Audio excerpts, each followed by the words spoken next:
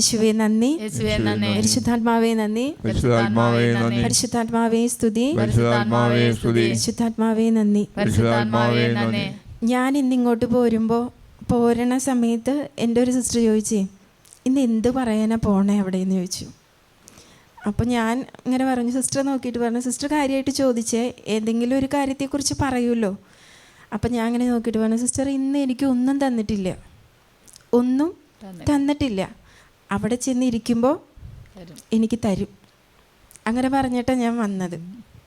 അത് കഴിഞ്ഞ് ഇവിടെ വന്ന് ജപമാല പ്രാർത്ഥന, അതായത് രാവിലത്തെ കുരുക്കഴിക്കണ മാതാവിൻ്റെ പ്രാർത്ഥന ചൊല്ലുമ്പോൾ എനിക്കിങ്ങനെ കാണിച്ചു തന്നു വിശ്വാസം, അബ്രാഹത്തിൻ്റെ വിശ്വാസം, ആ ഭാഗങ്ങൾ അതെന്നെക്കൊണ്ട് ഇങ്ങനെ റിപ്പീറ്റ് ചെയ്ത് ചിന്തിപ്പിക്കണം. അപ്പോൾ ഞാൻ അത്രയും കെയർ കൊടുത്തില്ല, കാരണം ജപമാല പ്രാർത്ഥന ചൊല്ലിക്കൊണ്ടിരിക്കുക, അതിൻ്റെ ഇടയിലാണ് ഇതിങ്ങനെ മനസ്സിലൂടെ കടന്നു പോകുന്നത്. അത് കഴിഞ്ഞ് ഞാനും മേരി ജോ സിസ്റ്ററും കൂടി ഒരുമിച്ച് അവിടെ പ്രാർത്ഥിച്ചുകൊണ്ടിരിക്കുമ്പോൾ സിസ്റ്റർ എന്നോട് ചോദിച്ചു, സിസ്റ്ററെ വിശ്വാസത്തെക്കുറിച്ച് പറയാനാണോ സിസ്റ്റർ ഇന്ന് ഒരുങ്ങിയേക്കണേന്ന്. അപ്പോൾ എനിക്ക് ഉറപ്പായി പരിശുദ്ധാത്മാവ് ഇവിടെ ഇരിക്കുന്ന ആരോടൊക്കെയോ എന്തൊക്കെയോ വിശ്വാസത്തെക്കുറിച്ച് പറയണമെന്ന് ആഗ്രഹിക്കുന്നുണ്ടെന്നുള്ളത് എനിക്ക് ഉറപ്പായിരുന്നു. ആ നിമിഷം ഞാൻ ഈശോയ്ക്ക് നന്ദി പറഞ്ഞ് പ്രാർത്ഥിച്ചു. കാരണം എനിക്കൊന്നും തന്നിട്ടുണ്ടായിരുന്നില്ല. തന്നത് ഇവിടെ വന്നതിന് ശേഷം, ഇവിടെ ഇന്ന് ഈ ആലയത്തിൽ വന്ന മക്കളെ തമ്പുരാൻ നോക്കിയതിന് ശേഷം തമ്പുരാൻ എന്താ പറയണ്ടേന്ന് പറഞ്ഞു തന്നത്. ഇനി ഈ വിശ്വാസത്തിൻ്റെ കാര്യം എന്നോട് പറഞ്ഞപ്പോൾ ഞാൻ ഇങ്ങനെ തിരിച്ചു ചോദിച്ചേ, എല്ലാവരും വിശ്വാസം ഉള്ളത് കൊണ്ട് ഇവിടെ വന്നിരിക്കണേ, മറ്റുള്ളവരിൽ നിന്ന് പ്രത്യേകമായി തിരഞ്ഞെടുക്കപ്പെട്ട് ഇവിടെ വന്നതാണെങ്കിൽ അത് വിശ്വാസത്തിൻ്റെ അടിസ്ഥാനത്തിലാണ്, തമ്പുരാനിലുള്ള വിശ്വാസം. അതില്ലാതെ എന്തായാലും ഇവർ വരില്ല. പിന്നെ ഞാൻ ഇവരോട് എന്താ വിശ്വാസത്തെക്കുറിച്ച് പറയണ്ടേ? ഇനിയിപ്പോൾ ബൈബിളിലെ വചനം ബേസ് ചെയ്ത് പറയുകയാണെങ്കിൽ എന്നെക്കാളും കൂടുതൽ നിങ്ങൾ വചനം, ഇപ്പം നമുക്ക് ഒരുപാട് സാധ്യതകളുള്ളതുകൊണ്ട് വചനം കേൾക്കണുണ്ട്, വചനത്തിൻ്റെ വ്യാഖ്യാനങ്ങൾ കേൾക്കണുണ്ട്, അതിൽ തന്നെ ഒത്തിരി വിശ്വാസത്തിൻ്റെ കാര്യങ്ങളും കേൾക്കണുണ്ട്. അപ്പം ഇങ്ങനെ ഇരിക്കണ ഈ സമയത്ത് എന്താ ഞാൻ ഇവരോട് വിശ്വാസത്തെക്കുറിച്ച് പറയണ്ടേ? അങ്ങനെ ഒരു ചിന്ത പ്രാർത്ഥിക്കുന്ന സമയത്ത് തന്നെ കേട്ടോ, ഇതുപോലൊരു സംഭാഷണമാണ്. അപ്പോൾ എൻ്റെ മനസ്സിലേക്ക് ഇട്ട് തന്ന കുറച്ച് കാര്യങ്ങളാണ്. എൻ്റെ മുൻപിൽ കൗൺസിലിങ്ങിന് വരാറുള്ള കുറച്ച് ആൾക്കാരുടെ മുഖങ്ങൾ ഇങ്ങനെ കാണിച്ചു. അവരൊക്കെ എന്നോട് ചോദിക്കാറുള്ളൊരു ചോദ്യമുണ്ട്, ഞങ്ങൾ ഇത്ര വിശ്വസിച്ച് പ്രാർത്ഥിച്ചിട്ടും ഞങ്ങളുടെ കാര്യങ്ങൾക്കൊക്കെ ഡിലേ ആണല്ലോ. ഡിലേ എന്ന് വെച്ചാൽ വൈകാണ്. ഞങ്ങൾ വിശ്വസിച്ചിട്ടല്ലേ ഇവിടെ വരണത്, അപ്പോൾ വിശ്വസിച്ച് പ്രാർത്ഥിച്ചിട്ടും എന്തുകൊണ്ടാണ് വൈകണേ? 1-2 മക്കളുടെ ചോദ്യമാണ് എൻ്റെ മുൻപിലേക്ക് വന്നതെങ്കിലും ഇന്നത്തെ ഈ കാലഘട്ടത്ത് ഒരുപാട് മക്കൾ അനുഭവിക്കുന്ന വിശ്വാസത്തിൻ്റെ ഒരു പ്രതിസന്ധിയാണ് അതെന്ന് പരിശുദ്ധാത്മാവ് എനിക്ക് കാണിച്ചു തന്നു. വിശ്വാസത്തിൻ്റെ ഒരു പ്രതിസന്ധി. ഇപ്പോൾ വിശ്വാസം എന്ന് പറഞ്ഞാൽ ശരി, വിശ്വാസമില്ലാത്ത മക്കൾ ഒത്തിരി പേരുണ്ട്. അവർ ദൈവത്തെക്കുറിച്ച് അറിഞ്ഞിട്ടില്ല, അല്ലെങ്കിൽ അറിഞ്ഞതിന് വില കൊടുത്തിട്ടില്ല. പക്ഷെ വില കൊടുത്ത് വന്ന മക്കളും ഇന്ന് അനുഭവിക്കുന്ന ഒരു പ്രതിസന്ധി ഇതാ, വിശ്വസിച്ച് പ്രാർത്ഥിച്ചിട്ട് പരിഹാരം ചെയ്തിട്ട് ത്യാഗം ചെയ്തിട്ട് എന്തുകൊണ്ട് ഞങ്ങളുടെ കാര്യം ഡിലേ ആവുന്നു, എന്തുകൊണ്ട് ഞങ്ങളുടെ കാര്യം വൈകുന്നു? ഇത് ഇന്ന് ലോകത്തിൻ്റെ തന്നെ ഒരു പ്രതിസന്ധിയാണ്, ഇന്നത്തെ കാലഘട്ടത്തിൻ്റെ പ്രതിസന്ധിയാണ്, പ്രാർത്ഥിക്കുന്ന മക്കളുടെ പ്രതിസന്ധിയാണെന്ന് പരിശുദ്ധാത്മാവ് എനിക്ക് ക്ലിയറാക്കി തന്നു. അപ്പം ഞാൻ പരിശുദ്ധാത്മാവോട് തിരിച്ചു പറയാം, ഇതിനെനിക്ക് വചനം വേണ്ടേ? പ്രതിസന്ധിയാണെന്ന് മനസ്സിലാക്കി വിശ്വാസം എന്താണെന്നൊക്കെ ബൈബിളിൽ ധാരാളമായി പറഞ്ഞു കൊടുത്തിട്ടുണ്ട്, അതെല്ലാവർക്കും അറിയാം. ഇന്ന് ഇവരുടെ പ്രതിസന്ധിക്ക് എന്തുകൊണ്ടാണ് അവർക്ക് ഈ ഡിലേ വരുന്നത്, എന്തുകൊണ്ടാണ് വിശ്വസിച്ച കാര്യങ്ങൾ നടക്കാൻ വൈകണേ, വിശ്വസിച്ച് പ്രാർത്ഥിച്ചത് കിട്ടാൻ വൈകണേ എന്നുള്ളതിന് ഞാൻ വചനത്തിലൂടെ തന്നെ അവർക്ക് പറഞ്ഞു കൊടുക്കണം. അപ്പോൾ അതിന് എന്തെങ്കിലും ഒരു കാരണം ഉണ്ടാവും. എനിക്ക് ആ കാരണം പറഞ്ഞു തരണം, എന്നാൽ മാത്രമേ എനിക്ക് പറയാൻ പറ്റുള്ളൂ. അങ്ങനെ ഞാൻ പറഞ്ഞ സമയത്ത് ദൈവത്തിൻ്റെ പരിശുദ്ധാത്മാവ് എനിക്ക് വചനത്തിൻ്റെ ഭാഗം കാണിച്ചു തന്നു. അത് നമ്മൾ പഴയ നിയമത്തിൽ പൂർവികരുടെ വിശ്വാസം എന്ന് പറഞ്ഞിട്ട് ഒരു ഭാഗമുണ്ട്. റോമാക്കാർക്ക് എഴുതിയ ലേഖനം 4-ാം അധ്യായം 20 തുടങ്ങിയുള്ള വചനം. 20 വിശ്വാസമില്ലാത്തവനെ പോലെ ദൈവത്തിൻ്റെ വാഗ്ദാനത്തിനെതിരായി അവൻ ചിന്തിച്ചില്ല, മറിച്ച് ദൈവത്തെ മഹത്വപ്പെടുത്തിക്കൊണ്ട് അവൻ വിശ്വാസത്താൽ ശക്തി പ്രാപിച്ചു. വാഗ്ദാനം നിറവേറ്റാൻ ദൈവത്തിന് കഴിയുമെന്ന് അവന് പൂർണ്ണ ബോധ്യമുണ്ടായിരുന്നു. അതുകൊണ്ടാണ് അവൻ്റെ വിശ്വാസം അവന് നീതിയായി പരിഗണിക്കപ്പെട്ടത്. മതി, ചോദിച്ചതിന് ഒന്ന് തന്നതാ. ഈ ഭാഗം എനിക്ക് കാണിച്ചു തന്നു. ഇതുപോലെ ഹെബ്രായ ലേഖനം 11 അധ്യായം വിശ്വാസത്തെക്കുറിച്ച് പറയണതാണ്. അതിലുണ്ട് പൂർവികരുടെ വിശ്വാസം, അതിലെല്ലാവരെയും കുറിച്ച്, അബ്രാഹത്തിൻ്റെ, മോശയുടെ, അങ്ങനെ റാഹാബ്, അങ്ങനെ അവരുടെയൊക്കെ വിശ്വാസങ്ങളെക്കുറിച്ച് പറയണ ഭാഗം. ഇതിലെനിക്ക് കാണിച്ചു തന്ന 2 വചനം ഞാൻ 1, 2 അടയാളം ഇട്ടിട്ടുണ്ട്. ഇന്നിവിടെ വന്നതിന് ശേഷം, ഇവിടെ വന്ന് ഇത് കഴിഞ്ഞ് ഈശോയുടെ മുൻപിൽ അവിടെ മധ്യസ്ഥ പ്രാർത്ഥനയ്ക്ക് ഇരിക്കുന്ന സമയത്ത് ഞാൻ ഈ 2 വചനങ്ങൾ 1, 2 കാരണങ്ങൾ എനിക്ക് പരിശുദ്ധാത്മാവ് കാണിച്ചു തന്നു. എന്തുകൊണ്ട് വിശ്വസിച്ച് നമ്മൾ പ്രാർത്ഥിച്ചിട്ടും നമ്മുടെ കാര്യങ്ങൾക്ക് ഡിലേ വരുന്നു അല്ലെങ്കിൽ വൈകുന്നു, അതിൻ്റെ കാരണം എന്താണെന്ന്. ഞാനിപ്പോൾ ഇങ്ങനെ പറയുന്നെങ്കിലും കണ്ണീരോടുകൂടി എൻ്റെ മുൻപിൽ മക്കൾ പറയണ കേട്ടിട്ടുണ്ട്, ഇതിൽ നിന്ന് വിട്ടുപോവാ, ഇനി പറ്റണില്ല, ഇത്രയും പ്രാർത്ഥിച്ചിട്ട് ഒരു വഴിയും ഇല്ല. അപ്പം അപ്പം തന്നെ ഞാൻ അങ്ങനെ പരിശുദ്ധാത്മാവിനോട് പറയും, എനിക്ക് പറയാൻ എളുപ്പമാണ് അല്ലേ, വിശ്വസിച്ചാൽ മതി, കിട്ടും, ബൈബിളിൽ അങ്ങനെയല്ലേ പറഞ്ഞേ, വചനം എങ്ങനെയല്ലേ, വചനത്തിൽ വിശ്വസിക്കുക, ഇതൊക്കെ പറയാനേ പറ്റുള്ളൂ. പ്രാക്ടിക്കൽ തലത്തിലേക്ക് വ്യക്തികൾക്ക് അനുഭവപ്പെട്ടാൽ മാത്രമേ അതിന് ഫലം വരുള്ളൂ. അപ്പോൾ വേദനയോട് കൂടി ഇരിക്കുന്ന വ്യക്തിയുടെ മുൻപിൽ വചനം ഇങ്ങനെയാണ്, അതിൽ നിങ്ങൾ വിശ്വസിക്കുക എന്ന് ഞാൻ പറയുമ്പോൾ ഞാൻ തന്നെ ചിന്തിക്കാറുണ്ട്, ഞാൻ ഈ പറയണത് ഇവർക്ക് പ്രാക്ടിക്കലാക്കാൻ പറ്റിയാലല്ലേ ഇവരുടെ വിശ്വാസം വർദ്ധിക്കുകയുള്ളൂ. കാരണം ഞാനിത് പറയാൻ, എൻ്റെ അടുത്ത് ഇങ്ങനെ പറയണ മക്കളെ എനിക്ക് കൂടുതൽ കുറേ നാളായിട്ട് പരിചയമുള്ളവരാണ്. അവർ കുറേ സ്ഥലങ്ങളിൽ പോയി പ്രാർത്ഥിക്കാനെല്ലാം പോയിട്ടുണ്ട്, പറയണ പരിഹാരങ്ങളൊക്കെ ചെയ്തിട്ടുണ്ട്, തമ്പുരാൻ്റെ മാർഗത്തിൽ ചരിച്ചുകൊണ്ടിരിക്കുന്നു. അതായത് ദൈവഭക്തി, ഭയത്തിൽ ജീവിക്കുന്നു, ദൈവഭക്തിയുണ്ട്, തമ്പുരാൻ്റെ കൽപ്പനകളും ചട്ടങ്ങളൊക്കെ അറിയണ വിധത്തിൽ അവർ ചെയ്യുന്നുണ്ട്. അവർക്ക് വീഴ്ചകൾ വന്നു പോയിട്ടുണ്ട്, അത് നമ്മൾ മനസ്സിലാക്കി കൊടുക്കുമ്പോൾ അതിന് പരിഹാരം ചെയ്തിട്ടുണ്ട്. അങ്ങനെ ചെയ്തുകൊണ്ടിരിക്കുമ്പോൾ ആണ് അവർ ചോദിക്കണേ, എന്നിട്ടും എന്ന് പറയുമ്പോൾ അവരുടെ കുറേ കാര്യങ്ങൾ അവിടെ ബ്ലോക്കാണ്. അതില്ലെങ്കിൽ അവർക്ക് മുന്നോട്ട് പോകാൻ പറ്റില്ല. അതവിടെ വിശ്വസിച്ച് പ്രാർത്ഥിക്കുക എന്ന് ഞാൻ പറഞ്ഞ അതൊരു ഉത്തരമല്ല. അത് പറയുമ്പോൾ എനിക്ക് ഉറപ്പാണ് ഞാൻ ആ പറയണത് ഒരു ഉത്തരം അല്ലെന്ന്. അപ്പം ഞാൻ പറയുമ്പോൾ തന്നെ പരിശുദ്ധാത്മാവിനോട് പറയും, ഈ വിശ്വസിച്ച് പ്രാർത്ഥിക്കുക എന്ന് പറയുന്നത് ഒരു ഉത്തരമല്ല, പക്ഷേ അവരുള്ള വിശ്വാസത്തെ നീ ഇടപെട്ട് ശരിയാക്കണം. പരിശുദ്ധാത്മാവ് ഇടപെട്ട് ശരിയാക്കിയ ഇത് സാധ്യം എന്ന് വെച്ച് ഡിലേ വന്നാലും പിടിച്ചു നിൽക്കാനുള്ള കരുത്ത് ദൈവത്തിൻ്റെ പരിശുദ്ധാത്മാവ് അവർക്ക് കൊടുക്കും. ഇങ്ങനെ ഞാൻ തിരിച്ചു പറയാറുണ്ട്. അതുകൊണ്ട് എനിക്ക് അവരോട് പറയുമ്പോൾ തന്നെ ഞാൻ അങ്ങനെ മനസ്സിൽ പ്രാർത്ഥിച്ചിട്ടാണ് പറയാം. കാരണം പ്രാക്ടിക്കലായിട്ടുള്ള കാര്യങ്ങളാണ്, അവിടെ ഉപദേശം കൊണ്ട് മാത്രം കാര്യമില്ല. അങ്ങനെ എൻ്റെ മുൻപിൽ പറയുന്ന വ്യക്തികളെ ഇന്ന് എനിക്ക് കാണിച്ചു തന്നത് വിശ്വാസത്തിൻ്റെ ടോപ്പിക്ക് തന്നിട്ട് അപ്പോൾ പറഞ്ഞ ഒരു കാര്യമാണ്, വിശ്വാസമില്ലാത്തവനെ പോലെ ദൈവത്തിൻ്റെ വാഗ്ദാനത്തിനെതിരായി അവൻ ചിന്തിച്ചില്ല. ഇത് വിശ്വസിക്കുന്ന നമുക്കൊക്കെ, പ്രാർത്ഥനയും പരിഹാരവും പ്രായശ്ചിത്വം ചെയ്തുകൊണ്ടിരിക്കുന്ന നമുക്കൊക്കെ പറ്റണ ഒരു തെറ്റിൻ്റെ മേഖലയാണ്. ഒരു കാര്യം പ്രാർത്ഥിച്ചിട്ട് നടക്കുന്നില്ല എന്ന് നമ്മൾ കാണുമ്പോൾ ആ കാര്യം വൈകുന്നതിൻ്റെ എല്ലാ ബുദ്ധിമുട്ടും നമ്മൾ അനുഭവിക്കേണ്ടി വരുമ്പോൾ നമ്മൾ ദൈവത്തിൻ്റെ പരിശുദ്ധാത്മാവിനെതിരായി, അതായത് വിശ്വാസത്തിനെതിരായി ചിന്തിച്ചു പോകും, പ്രവർത്തിച്ചു പോകുന്നില്ല. ഹല്ലേലൂയ, ഹല്ലേലൂയ, യേശുവേ നന്ദി, യേശുവേ നന്ദി, പരിശുദ്ധാത്മാവേ നന്ദി, പരിശുദ്ധാത്മാവേ നന്ദി.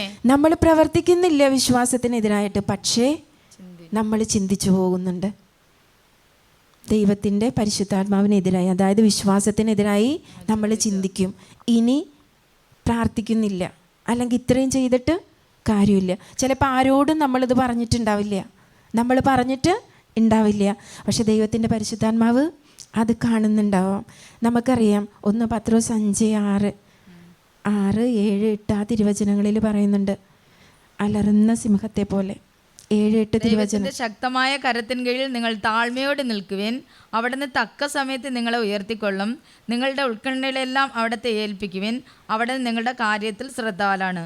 നിങ്ങൾ സമചിത്തതയോട് ഉണർന്നിരിക്കുവിൻ.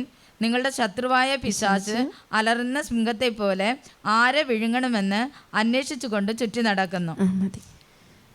അതിൽ പറയണുണ്ടോ 7-ാമത്തെ തിരുവചനം, നിങ്ങളുടെ ശത്രുവായ പിശാച് അലറുന്ന സിംഹത്തെ പോലെ ആരെ വിഴുങ്ങണം, അവൻ ഫുൾ ടൈം എൻഗേജ്ഡാണ്.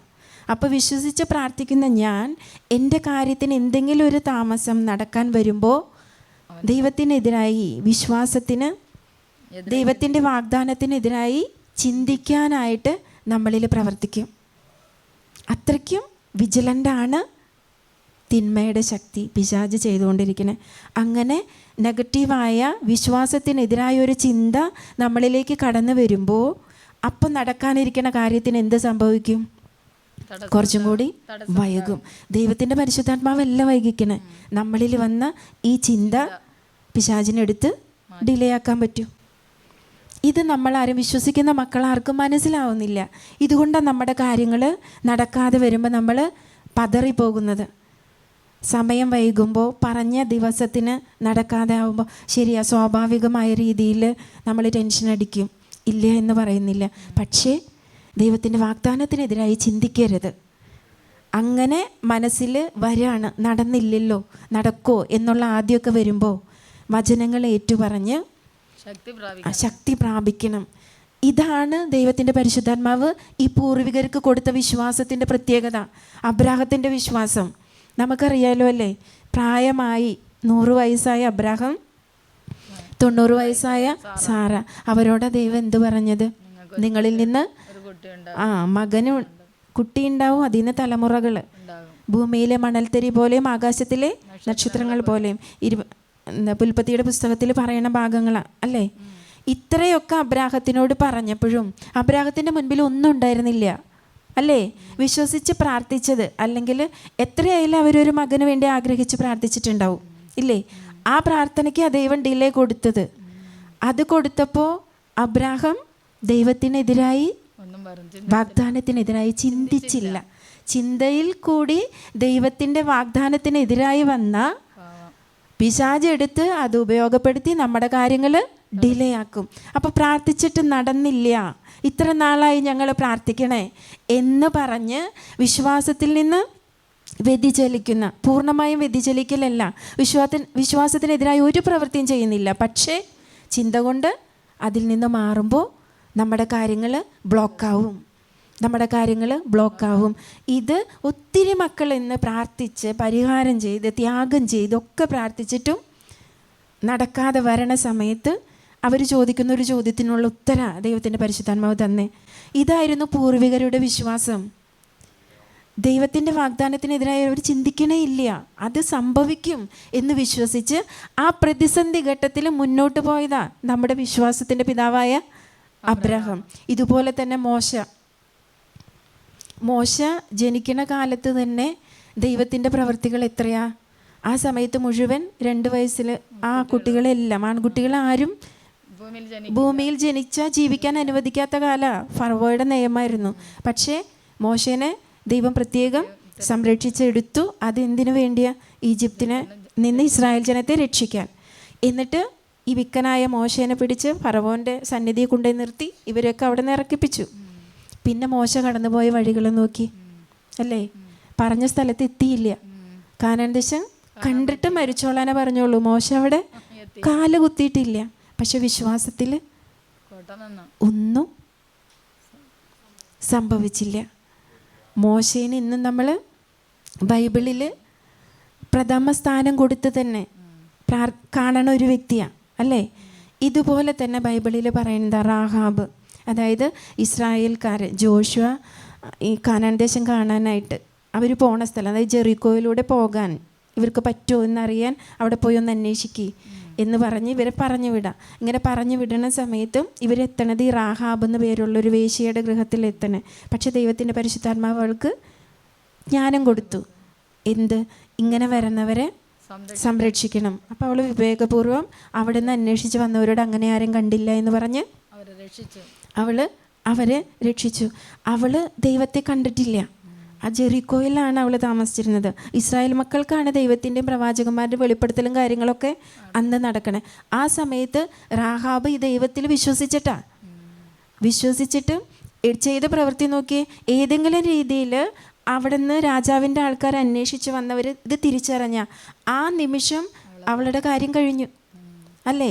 ആ പ്രതിസന്ധി ഘട്ടത്തിലും റാഹാബ് ദൈവത്തിന് വേണ്ടി, അതായത് വിശ്വാസത്തിൽ ദൈവത്തിൽ ആശ്രയിച്ച്, അറിയപ്പെടാത്ത, കേട്ടുമാത്രമുള്ള അല്ലെങ്കിൽ ഒരു അനുഭവം ഒന്നും ഇല്ലാത്ത, ഇത് ഞാൻ വെക്കുന്നത് നമുക്കും ഇന്ന് അങ്ങനെയല്ലേ, അനുഭവങ്ങളാണ് അല്ലേ, കേട്ടുമാത്രമല്ല, അത്രയും ഇല്ലാത്ത ആ റാഹാബ് പോലും അവരെ വിശ്വാസത്തിൻ്റെ പേരിൽ സംരക്ഷിച്ചെടുക്കുക.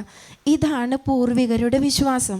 അവരുടെ വിശ്വാസം നമ്മൾ പറയും പൂർവികരുടെ വിശ്വാസം പോലെ നമുക്ക് വിശ്വാസം തരണമെന്ന്.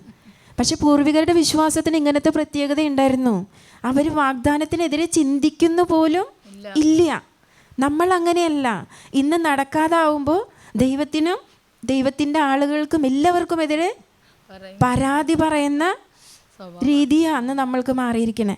വിശ്വസിച്ച് പ്രാർത്ഥിക്കുന്ന നമ്മളെല്ലാവരും ചെയ്തുകൊണ്ടിരിക്കുന്ന ഒരു കാര്യം, ദൈവത്തിൻ്റെ പരിശുദ്ധാത്മാവ് കാണിച്ചു തന്ന ഒരു കാര്യമാണ്, ദൈവത്തിൻ്റെ വാഗ്ദാനത്തിനെതിരെ ചിന്തിക്കാൻ പാടില്ല. എത്ര പ്രതിസന്ധി എൻ്റെ മുൻപിൽ വന്നാലും, ഞാൻ പ്രാർത്ഥിച്ച കാര്യം എത്ര സമയമായിട്ട് നടന്നില്ലെങ്കിലും ദൈവത്തിൻ്റെ വാഗ്ദാനം നിറവേറും. നമുക്ക് തെളിവാണല്ലോ ദൈവത്തിൻ്റെ വാഗ്ദാനം നിറവേറി എന്നുള്ളത്. അബ്രാഹത്തിൻ്റെ ജീവിതത്തിൽ അത് തെളിവാണ് അല്ലേ? അങ്ങനെയാണെങ്കിൽ ഇങ്ങനെ കണ്ണും പൂട്ടി വിശ്വസിക്കാനുള്ളൊരു വിശ്വാസത്തിൻ്റെ പുതിയ അഭിഷേകം ഈ കാലഘട്ടത്തിൽ നമ്മൾ ചോദിച്ച് വാങ്ങേണ്ടത്. അത് പരിശുദ്ധാത്മാവിൽ നിന്ന് ചോദിച്ച് വാങ്ങണം. ഇങ്ങനെ കാര്യങ്ങൾ നടക്കാതെ വരുമ്പോൾ ഈ ഒരു പുത്തൻ അഭിഷേകം വിശ്വാസത്തിൻ്റെ കിട്ടാനായിട്ട് നമ്മൾ പ്രാർത്ഥിക്കണം.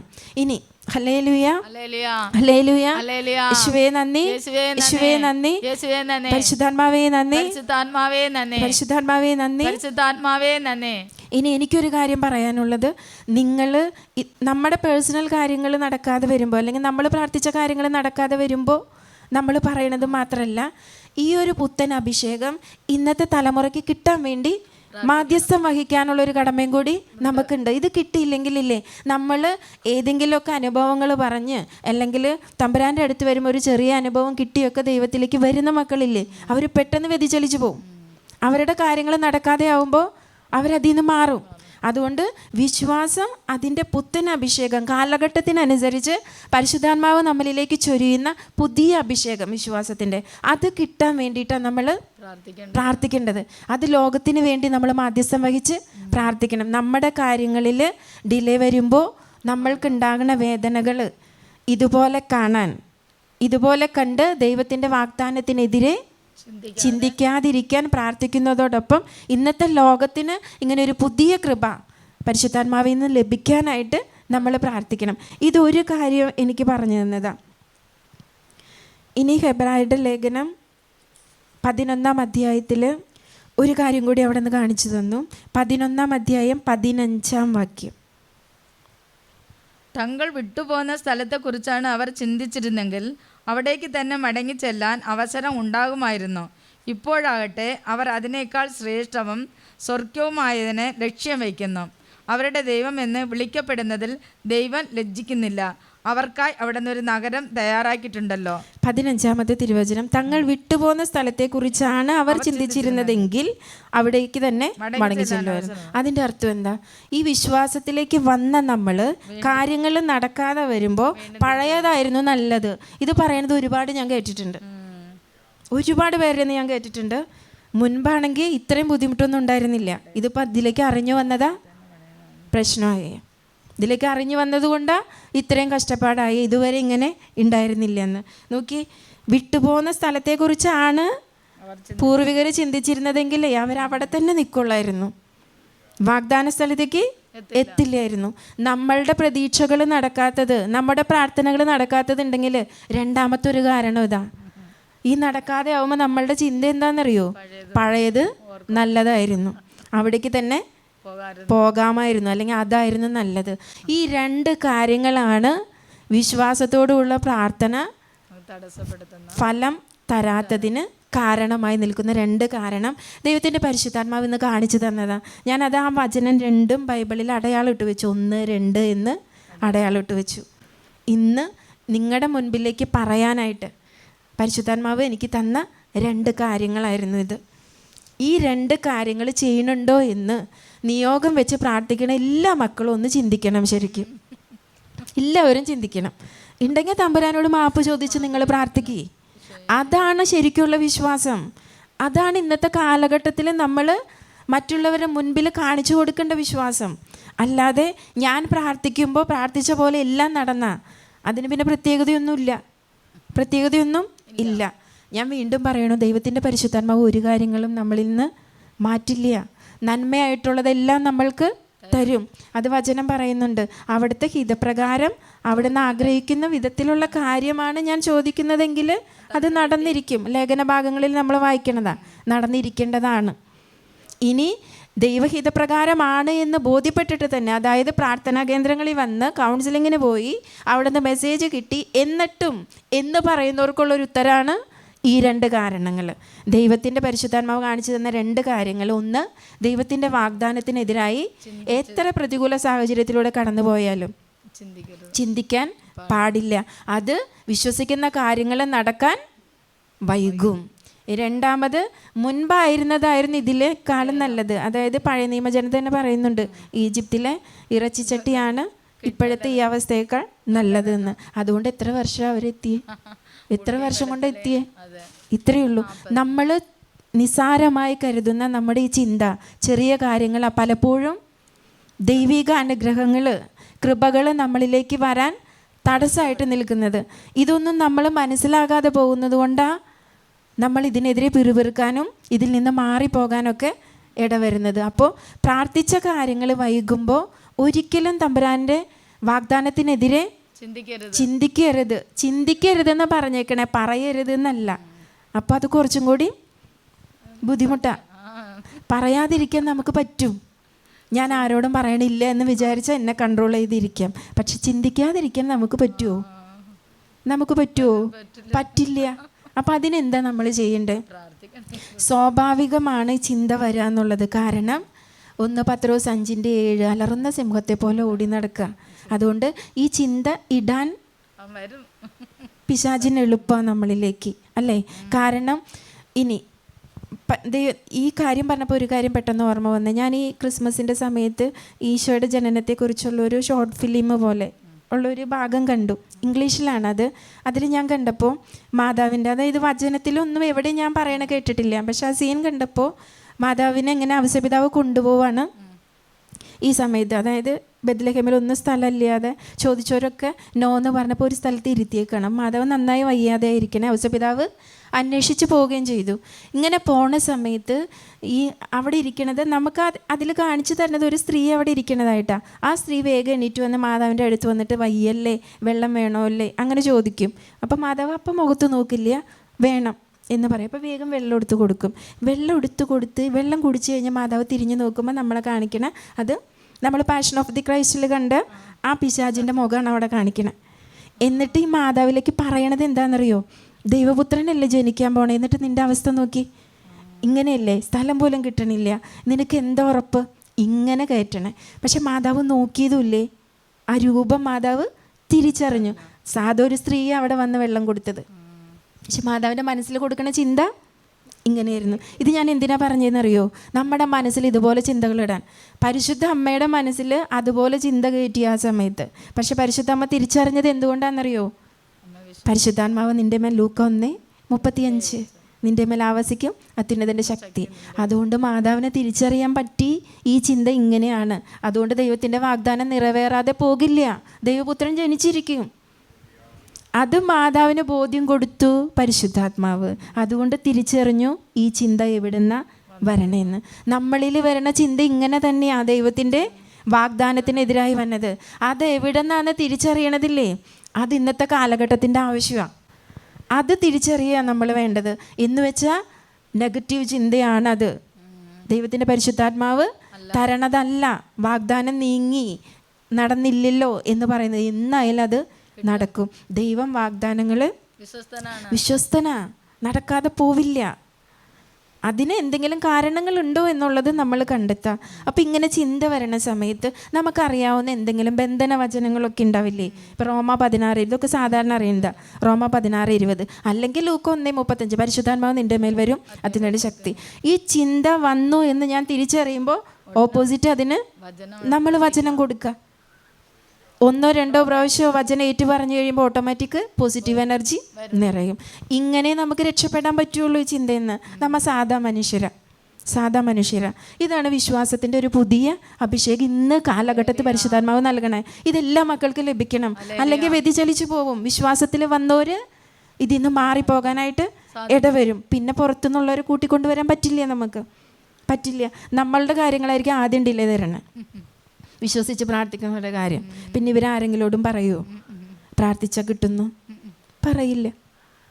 അപ്പോൾ ഈ രണ്ട് മേഖല, ഒന്ന് കഴിഞ്ഞതിനെക്കുറിച്ച് ഒരിക്കലും നമ്മൾ അതായിരുന്നു നല്ലതെന്ന് ചിന്തിച്ചാൽ ദൈവത്തിൻ്റെ വാഗ്ദാനത്തിന് എതിരായി. രണ്ടാമത് ചിന്ത വരാൻ പാടില്ല, വാഗ്ദാനം പാലിക്കുകയോ ഇല്ലയോ എന്നുള്ള ചിന്ത.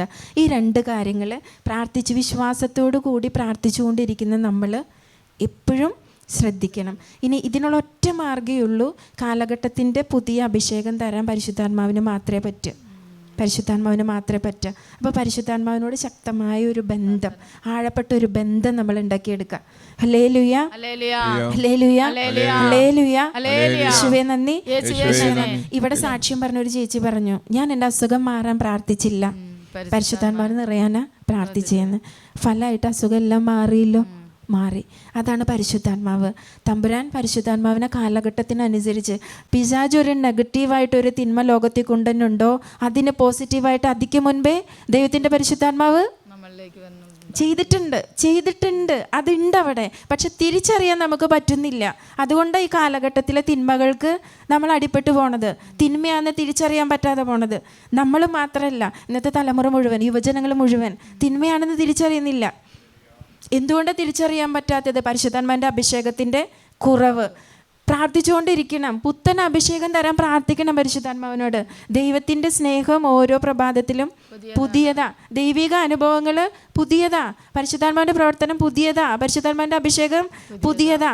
അത് നമ്മൾ ബോധപൂർവം ചോദിക്കണം.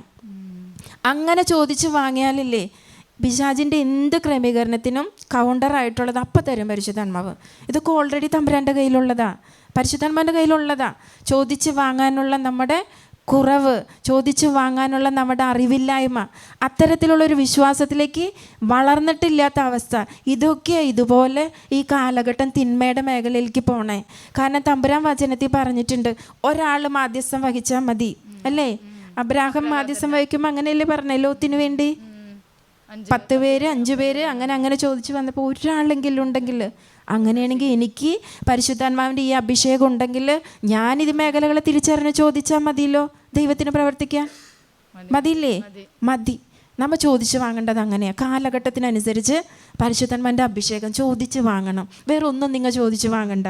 രോഗസൗഖ്യത്തിന് പ്രാർത്ഥിക്കണ്ട എന്നല്ല ഞാൻ പറയണേ. പരിശുദ്ധാത്മാവ് വന്നാൽ ഇതെല്ലാം നടക്കും. അതുകൊണ്ട് ആ ചേച്ചി പറഞ്ഞു കേട്ടപ്പോൾ ഞാൻ എൻ്റെ മനസ്സിലിങ്ങനെ വിചാരിച്ചു, അതാണ് ശരിക്കും വേണ്ടത്. എവിടെ പോയാലും ഈശോയുടെ മുൻപിൽ എപ്പോൾ ഇരുന്നാലും വിശുദ്ധ കുർബാനയിലൊക്കെ ഒരു നിയോഗം അത് വെക്കണം, ദൈവത്തിൻ്റെ പരിശുദ്ധാത്മാവ് കൊണ്ട് നിറയാൻ. ആ പരിശുദ്ധാത്മാവ് വന്ന കാലഘട്ടത്തിന് എന്താ പറയുക, മണിക്കൂറിന്, മിനിറ്റിന്, സെക്കൻഡിനനുസരിച്ച് കാര്യങ്ങൾ മാറും. അത്രയ്ക്കും കഴിവാ പരിശുദ്ധാത്മാവിന്. ആ പരിശുദ്ധാത്മാവിനെ ചോദിച്ച് വാങ്ങേണ്ടത്. അപ്പോഴാ വിശ്വാസത്തിൻ്റെ ഈ പുതിയ കൃപ നമുക്ക് തരുള്ളൂ. അല്ലാതെ പ്രാർത്ഥിച്ചിട്ട് നടന്നില്ല, അല്ലെങ്കിൽ ഇത്രയും ഡിലേ ആയി, ഇന്ന ദിവസം നടക്കുമെന്ന് പറഞ്ഞത് നടന്നില്ല. ശരിയാണ്, നമ്മൾ റോമ 8:28 തിരുവചനമുണ്ട്, ദൈവം നന്മയ്ക്കായി പരിണമിക്കും. ഇതൊക്കെ നമുക്ക് പറയാം. പക്ഷേ വായ കൊണ്ട് പറഞ്ഞത് മാത്രം പോരാ. എൻ്റെ മനസ്സിൽ ബോധ്യം വന്ന്, എൻ്റെ മനസ്സിന് ധൈര്യം വന്നാലാ എൻ്റെ മുൻപിൽ നിൽക്കുന്ന പ്രതിസന്ധിനെ ചവിട്ടി ഞാൻ അപ്പുറത്ത് പോവുള്ളൂ അല്ലേ? അത് പ്രാക്ടിക്കലാണ്. പ്രാക്ടിക്കൽ ചെയ്യാനുള്ളൊരു കാര്യമാണ് ഞാൻ പറഞ്ഞത്. നിങ്ങളിങ്ങനെ ചിന്തകളെ മാറ്റിവിടുക. അതായത് ദൈവത്തിൻ്റെ വാഗ്ദാനങ്ങൾക്കെതിരെ ചിന്തിക്കാൻ ഇട കൊടുക്കരുത്.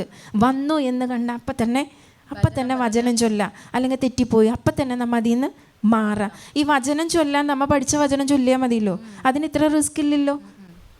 പറഞ്ഞു മാറ്റാൻ നമുക്ക് ബുദ്ധിമുട്ടാണ്. പക്ഷെ ഞാൻ ബോധപൂർവ്വം ഒരു വചനം അവിടെ വെക്കുമ്പോൾ തനിയെ മാറും, പരിശുദ്ധാത്മാവ് ഇടപെടും. അപ്പം ഇന്നിൻ്റെ കാലഘട്ടത്തിൽ ഒരു പുത്തൻ അഭിഷേകം, വിശ്വാസ തലത്തിൽ ഇങ്ങനെയുള്ളൊരു അഭിഷേകം, ദൈവത്തിൻ്റെ വാഗ്ദാനത്തിനെതിരായി ചിന്തിക്കാതെ മടങ്ങി വന്ന സ്ഥലമാണ് കൂടുതൽ നല്ലത്, ഞാൻ മുൻപായിരുന്ന സാഹചര്യമാണ് നല്ലത് എന്ന് ചിന്തിക്കാതെ ജീവിക്കാനുള്ളൊരു വലിയ കൃപ ചോദിച്ച് വാങ്ങണം. ഇനി ഇവിടെ അച്ഛൻ ബ്ലെസ് ചെയ്ത് പ്രാർത്ഥിക്കുമ്പോൾ നിങ്ങളത് ചോദിക്കണം. പരിശുദ്ധാത്മാവിനെ തരും, നിങ്ങൾക്ക് തരും. കാരണം എന്താണെന്നറിയോ? ദൈവത്തിനറിയാം പിശാച് അത്ര ഫാസ്റ്റായിട്ട് ഓടണേ, അതിലും ഫാസ്റ്റായിട്ട് പരിശുദ്ധാത്മാവിനെ ഓടിപ്പിക്കുന്നുണ്ട്.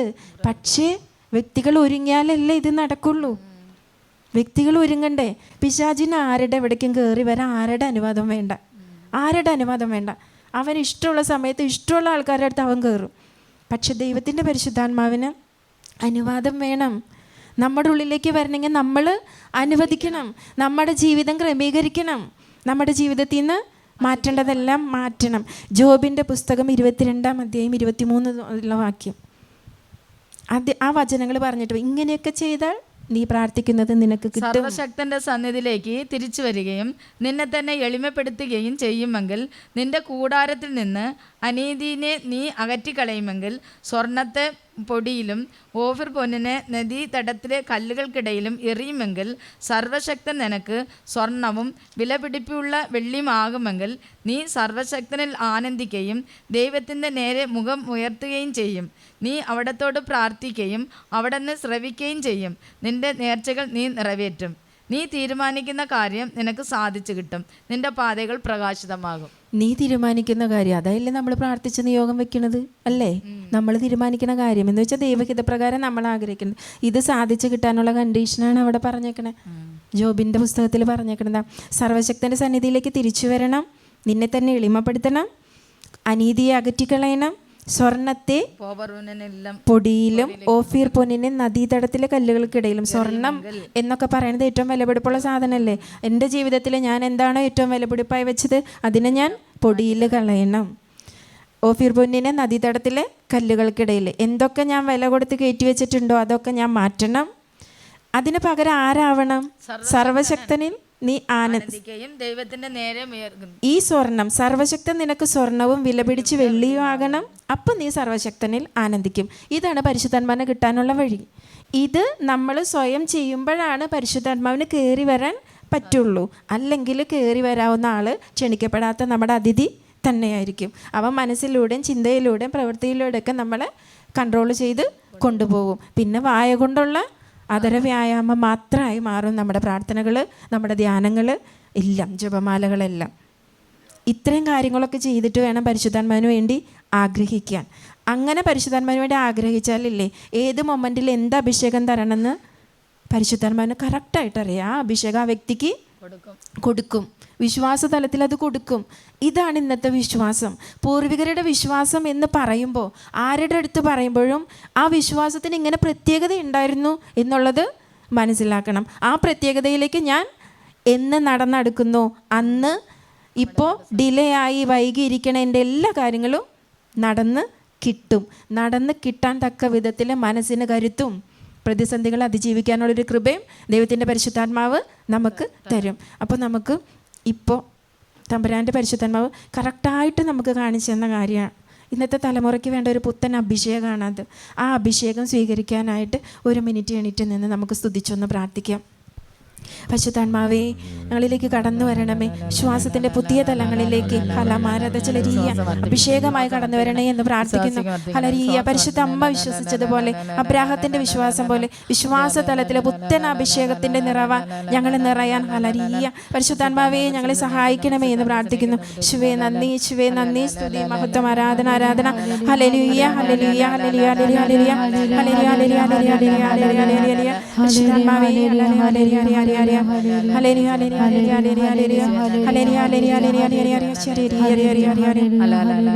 ഈ വിശ്വാസത്തിൽ ഏറ്റവും വലിയ മാതൃക നമുക്ക് കാണിച്ചു തന്ന, ഇന്നും വിശ്വാസത്തിന്റെ പ്രവൃത്തികൾ ഒരുപാട് നമ്മളിലൂടെ ചെയ്യുന്ന പരിശുദ്ധ അമ്മയുടെ മാധ്യസ്ഥം നമുക്ക് ചോദിച്ച് പ്രാർത്ഥിക്കാം. നന്മ നിറഞ്ഞ മറിയമേ സ്വസ്തി, കർത്താവ് അങ്ങയോടുകൂടെ സ്ത്രീകളിൽ അങ്ങ് അനുഗ്രഹിക്കപ്പെട്ടവളാകുന്നു. അങ്ങയുടെ ഉദരത്തിൻ ഫലമായി ഈശോ അനുഗ്രഹിക്കപ്പെട്ടവനാകുന്നു. പരിശുദ്ധ മറിയമേ തമ്പുരാന്റെ അമ്മേ, പാപികളായ ഞങ്ങൾക്ക് വേണ്ടി ഇപ്പോഴും ഞങ്ങളുടെ മരണസമയത്തും തമ്പുരാനോട് അപേക്ഷിച്ചുകൊള്ളണമേ.